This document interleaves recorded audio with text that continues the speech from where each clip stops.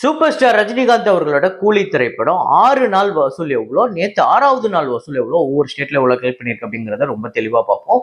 வார் 2 இந்த படம் இது வரையும் டோட்டலாக எவ்வளோ கலெக்ட் பண்ணியிருக்கு அப்படிங்கிறத அதையும் ரொம்ப தெளிவாக பார்த்துருவோம். இது இல்லாமல் இன்னும் சில படங்களோட வசூலை பார்க்க போகிறோம். அதெல்லாம் என்னென்ன படம் அப்படிங்கிறத வீடியோக்குள்ளே பார்த்துடலாம். நேற்று வீடியோவில் நான் ஒரு ஃப்ரேம் ஒன்று வச்சுருந்தேன். இப்போ நான் ஸ்க்ரீனில் காட்டுறேன் பாருங்க, இதுதான் அந்த ஃப்ரேம். இதை நிறைய பேர் சரியாக கண்டுபிடிச்சிருந்தீங்க. ஆமாங்க, நாகார்ஜுனா அவர்களோட ரட்சகன் திரைப்படம் தான். பிரவீன் காந்தி அவர்களோட இயக்கத்துல ஒரு மிகப்பெரிய பொருட்செலவுல எடுக்கப்பட்ட ஒரு படம்னே சொல்லலாம். 97 காலகட்டத்துல இந்தியாலே one of the highest budget movie அப்படின்னு இதை சொல்லியிருந்தாங்க.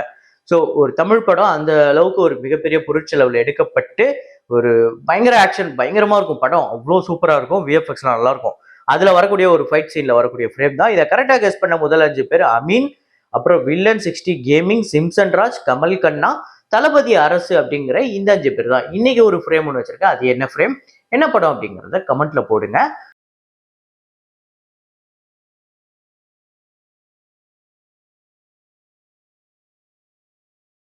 நேத்து ஒரு விஷயம் வந்ததுங்க. ஆமாங்க, சூப்பர் ஸ்டார் ரஜினிகாந்த் அவர்களும் கமல் சாரும் சேர்ந்து நடிக்க போறாங்க. லோகேஷ் கனகராஜ் அதை இயக்க போறாரு அப்படிங்கிற ஒரு நியூஸ் வந்தது. அதுதான் நேற்று தீயா பரவுச்சு சோசியல் மீடியால. இதை கேட்டோடனே எனக்கு பயங்கர ஹாப்பி. 2 பேரையும் நான் ஒரே ஸ்கிரீன்ல மறுபடியும் பார்க்க போறேன் அப்படிங்கிறதே பெரிய ஹாப்பி. இதுக்கு முன்னாடி நம்ம டிவியில பார்த்துருப்போம், இல்லை இதுக்கு முன்னாடி ஏதோ ஒரு யூடியூப் வீடியோல பார்த்துருப்போம், இதுக்கு முன்னாடி வந்த படங்களோட வீடியோவை பார்த்துருப்போம் அப்படி சொல்றேன். ஆனா இப்ப நம்ம ஒரு பிக் ஸ்கிரீன்ல அதை பார்க்க போறோம் அப்படிங்கிறது எவ்வளவு பெரிய இது.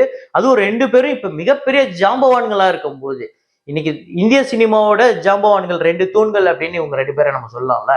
அப்படிப்பட்ட 2 பேரும் ஒரே ஸ்கிரீன்ல வர போறாங்கிறத நான் ஒரு பயங்கர எதிர்பார்ப்போட இருக்கேன். ஸோ இப்படி ஒரு படம் வரும்போது எனக்கு ஒரு பெரிய எதிர்பார்ப்பை கூட்டி இருக்கு. இந்த படம் எப்படிப்பட்ட ஒரு தீமா இருக்க போகுதுன்னு. ஸோ நானே ஒரு கற்பனையில ஒரு போஸ்டர் கூட, ஒரு தீம் இப்படிதான் தீம் இருக்கணும் அப்படின்னு நான் ஒரு போஸ்டர் கூட ரெடி பண்ணியிருக்கேன். சைட்ல போடுறேன் பாருங்க.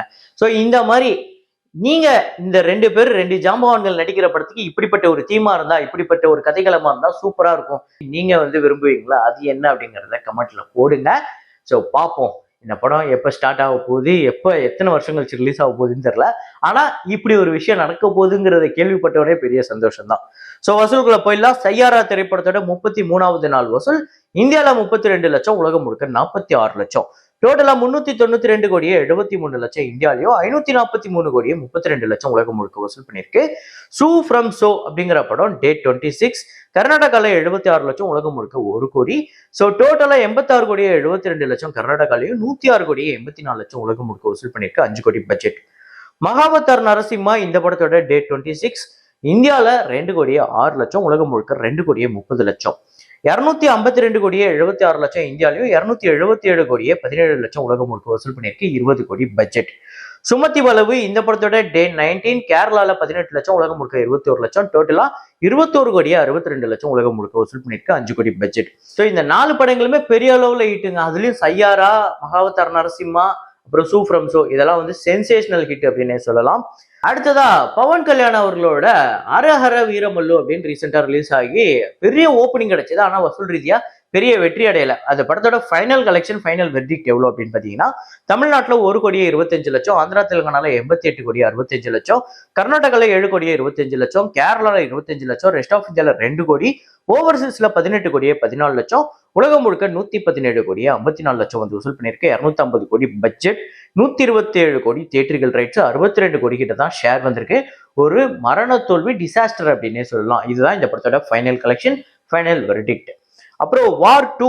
ஸோ நேற்று டே 6 தமிழ்நாட்டில் 25 லட்சம், ஆந்திரா தெலுங்கானால 1 கோடியே 50 லட்சம், கர்நாடகால 76 லட்சம், கேரளால 12 லட்சம், ரெஸ்ட் ஆஃப் இந்தியால 8 கோடியே 31 லட்சம், ஓவர்சீஸ்ல 3 கோடியே 10 லட்சம், 14 கோடியே 4 லட்சம் இந்த படம் வசூல் பண்ணியிருக்கு நேற்று 6வது நாள். ஸோ டோட்டலா இந்த படம் 5 கோடியே 14 லட்சம் தமிழ்நாட்டிலையும், ஆந்திரா தெலுங்கானால 58 கோடியே 45 லட்சம், கர்நாடகால 16 கோடியே 20 லட்சம், கேரளால 1 கோடியே 91 லட்சம், ரெஸ்ட் ஆஃப் இந்தியால அப்டேட் ஆயிருக்கு கலெக்ஷன் 152 கோடியே 21 லட்சம், ஓவர்சீஸ்ல 66 கோடியே 60 லட்சம், உலகம் முழுக்க 300 கோடியே 51 லட்சம் இந்த படம் வசூல் பண்ணியிருக்கு. இந்த 6 நாள்ல 400 கோடி பட்ஜெட். கண்டிப்பா இந்த படம் 670 இருந்து 700 கோடி வசூல் பண்ணணும். வசூல் பண்ணுமாங்கிறத நீங்களே கமெண்ட்ல போடுங்க. ஆனா நாள் நிறைய இருக்கு, பார்ப்போம். கூலி திரைப்படத்தோட டே 6 கலெக்ஷன் தமிழ்நாட்டுல 5 கோடியே 85 லட்சம், ஆந்திரா தெலுங்கானால 2 கோடியே 50 லட்சம், கர்நாடகால 1 கோடியே 60 லட்சம், கேரளால 70 லட்சம், ரெஸ்ட் ஆஃப் இந்தியால 1,50,00,000, ஓவர்சீஸ்ல 4,15,00,000, உலகம் முழுக்க 16,30,00,000 இந்த படம் வந்து வசூல் பண்ணியிருக்கு 6வது நாள். ஸோ டோட்டலா 110,25,00,000 தமிழ்நாட்டிலையும், ஆந்திரா தெலுங்கானால 57,72,00,000, கர்நாடகால 36,65,00,000, கேரளால 22,85,00,000, ரெஸ்ட் ஆஃப் இந்தியால 32,25,00,000, ஓவர்சீஸ்ல 166,47,00,000, உலகம் முழுக்க 426,19,00,000 இந்த படம் வந்து வசூல் பண்ணியிருக்கு. 380 கோடி பட்ஜெட். ஸோ இந்த படம் வந்து ஃபர்ஸ்ட் ஓப்பனிங் வீக்கெண்டு ஒரு பெரிய கலெக்ஷன் எடுத்தது, பெரிய ரெக்கார்டு அப்படின்னே சொல்லலாம். அதை தாண்டி இந்த படம் மண்டே டியூஸ்டே ஒரு பெரிய டிராப் இருக்கு, அதை நம்ம சொல்லிதான் ஆகணும். இதுல கமெண்ட்ல வந்து நீ வந்து அவன் ஃபேனு, நீ வந்து இவன் ஃபேனு, அதனால தான் இப்படி பேசுறேன்னு நம்ம மேல 1000 கிரிட்டிசைஸ் பண்ணாலுமே ஃபேக்ட், ஒப்பீனியன் 1000 வேணா இருக்கலாம், ஃபேக்ட்னு ஒன்று இருக்கு, அதை தான் நம்ம பேசி வரோம். ஸோ ஆனா இது எல்லாத்தையும் தாண்டி சில நாட்களுக்கு முன்னாடி நான் வந்து ஒரு விஷயத்த பேசியிருந்தேன். கூலி திரைப்படத்துக்கு ஏ சர்டிஃபிகேட் கிடைச்சிருக்குது, அது எனக்கு ஒரு மிகப்பெரிய ஷாக்கு, ஒரு பெரிய ஷாக் எனக்கு கொடுத்தது.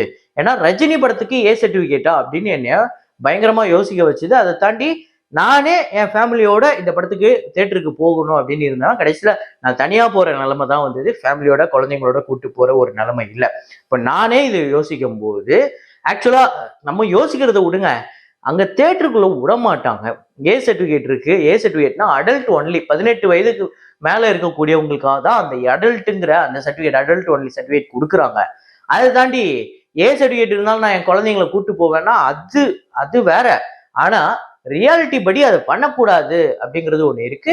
அதை மோஸ்ட் ஆஃப் தியேட்டர்ஸ் அலோவ் பண்ண மாட்டாங்க. நீங்க குழந்தைய கூட்டு வந்திருந்தா கூட முன்னாடியே அதுல கீழே போட்டிருப்பாங்க, நீங்க டிக்கெட் புக் பண்ணும்போது நீங்க 18 வயசுக்கு மேல இருந்தாதான் டிக்கெட் புக் பண்ணணும். அது மீறி புக் பண்றதுங்கிறது புக் பண்ணி அதெல்லாம் விட்டுருவாங்கன்னு சொல்லி கூட்டு போகும்போது அது நம்மளோட ரிஸ்க் தான். அப்புறம் உள்ள விடலன்னா எல்லாரும் சேர்ந்து வீட்டுக்கு தான் வரணும், தியேட்டர் டிக்கெட்டும் காசு கொடுக்க மாட்டாங்க. ஸோ அப்படி ஏ சர்டிஃபிகேட் அப்படிங்கிற இந்த படத்துக்கு கிடைச்சதுனால இப்போ, அதாவது ஃபர்ஸ்ட் 4 நாள் ஓப்பனிங் வீக்கெண்ட் ரசிகர்கள், இளைஞர்கள் எல்லாரும் வருவாங்க, படத்தை பார்ப்பாங்க, என்ஜாய் பண்ணுவாங்கங்கிற வரையும் ஓகே. ஆனா மண்டே டியூஸ்டே இந்த மாதிரி வீக் டேஸ்ல கண்டிப்பா ஃபேமிலி ஆடியன்ஸ் இல்லாம ஒரு படம் கிராஸ் கலெக்ஷன் எடுக்கவே முடியாது. அதாவது பாக்ஸ் ஆஃபீஸ்ல பெரிய நம்பரை பார்க்கவே முடியாது, தேட்டரையும் ஃபுல் பண்ண முடியாது. கண்டிப்பா ஃபேமிலி ஆடியன்ஸ் வேணும். இந்த படத்துக்கு ஏ சர்டிஃபிகேட் அப்படிங்கிறது ஒரு மிகப்பெரிய மிகப்பெரிய பின்னடைவு தான். இதை நீங்க என்னதான் மறுத்தாலுமே அதெல்லாம் கிடையாது, ஏ சர்டிஃபிகேட் தான் நான் என் குழந்தைய கூட்டு போனேன் அனிமலுக்கு அப்படின்னா அது நீங்க கூட்டு போகலாம். ஆனா சட்டப்படி ஏ சர்டிஃபிகேட் இருக்கிற ஒரு படத்துக்கு கூட்டு போகக்கூடாது. ஏன்னா நான் வந்து என் குழந்தைங்களை கூட்டு போகல. என்ன மாதிரி ஒரு 20 பேர் யோசிச்சாங்க அப்படின்னா 20 ஃபேமிலி வரமாட்டாங்க ஒரு ஏரியாலேயே. அந்த மாதிரி எவ்வளவு பேர் யோசிச்சிருப்பாங்க. இந்த ஏ சர்டிஃபிகேட் அப்படிங்கிறது இந்த படத்துக்கு ஒரு மிகப்பெரிய பின்னடைவு தான், அதுல எந்த மாற்று கருத்துமே இல்லை.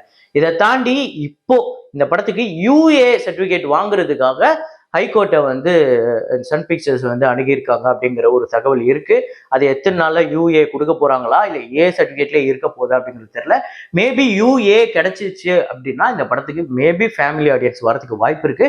அப்புறம் இந்த கலெக்ஷன்ஸ்லாம் இப்ப நம்ம சொல்றதை விட இன்னும் டபுள் மடங்கு கூட வரதுக்கு வாய்ப்பு இருக்கு. ஸோ இதை பத்தி நீங்க என்ன நினைக்கிறீங்க அப்படிங்கிறத கமெண்ட்ல போடுங்க. அப்புறம் நான் பயாஸ்டா இருக்கேனா இல்லையா அப்படிங்கிறது நம்ம சேனலை தொடர்ந்து பார்க்குறவங்களுக்கு தெரியும். அதை நான் மறுபடியும் சொல்லிக்கிட்டு இருக்கணும்னு அவசியம் இல்லை. ஸோ இப்போ இன்னொரு முக்கியமான படம் இன்னைக்கு வந்து 15 இயர்ஸ் ஆஃப் நான் மகாநல்ல. ஸோ நான் மகாநல்ல அப்படிங்கிறது என்னோட மோஸ்ட் ஃபேவரட் ஃபிலிம் அப்படின்னே சொல்லலாம். கார்த்தி அவர்களோட எனக்கு ரொம்ப அவர் நடித்த சில படங்கள்ல இது ரொம்ப முக்கியமான படம், எனக்கு ரொம்ப பிடிச்ச படம். 2010ஆம் ஆண்டு ரிலீஸ் ஆகி இந்த படம் வந்து தமிழ்நாட்டில் 16,50,00,000, ஆந்திரா தெலுங்கானால 2,50,00,000, கர்நாடகாவில் 2,25,00,000, ரெஸ்ட் ஆஃப் இந்தியாவில் 50,00,000, ஓவர்சீஸ்ல 7,50,00,000, 29,25,00,000 உலகம் முழுக்க வசூல் பண்ணியிருக்கு. 8 கோடி பட்ஜெட், 15 கோடிக்கு மேல ஷேர் வந்து ஒரு வசூல் ரீதியா சூப்பர் ஹிட் திரைப்படமா அமைஞ்சது. இந்த படம் உங்க எத்தனை பேருக்கு ஃபேவரட் அப்படிங்கிறத கமெண்ட்ல போடுங்க.